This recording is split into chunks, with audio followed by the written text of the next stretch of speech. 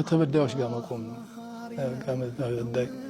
ከተቸገሩ ሰዎች፣ ከተበደሉ ሰዎች፣ ከተዘለሙ ሰዎች ጋር ከነሱ ጋር መቆም ከበደሉ ከሚዘልሙ ከሚያጠፉ ሰዎች ጋር ግን አለማበር ነው። ያለን ሀይቃ ሊኖርን የሚገባው ወጣቱም ቢሆንም ሀይቃ ብዙ ይጠበቅብናል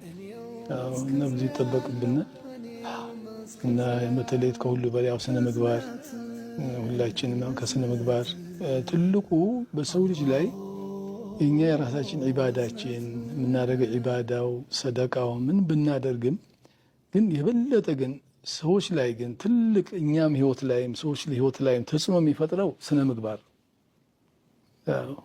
አኽላቅ። እዚህም ነው ረሱል ሰለላሁ ዐለይሂ ወሰለም ቡዒስቱ ሊኡተሚመ መኻሪመ አልአኽላቅ ይላሉ። እኔ የተላኩት ያንን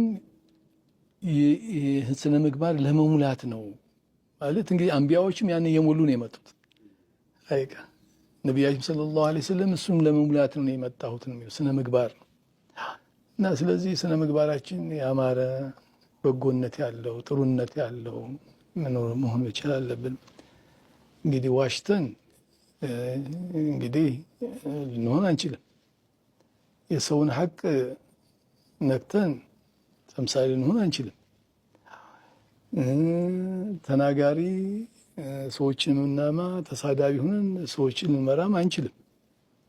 ስለዚህ ስነ ምግባር እና ዋናው ነገር በወጣቱ ላይ ስነ ምግባር ሊኖር ይገባል። በመሻይኾቹ ላይ ስነ ምግባር ሊኖር ይገባል። በሚመሩ መሪዎች ላይ ስነ ምግባር ሊኖርን ይገባል። በዱዓቶችም ጭምር ስነ ምግባር ሊኖርን ይገባል። ይሄ ነው አላህ ይዳንና በዚህ በስነ ምግባራችን ላይ ነው ትልቁ ሰዎች ላይ ነጸብራቅ የሆነና ተጽዕኖ መፍጠር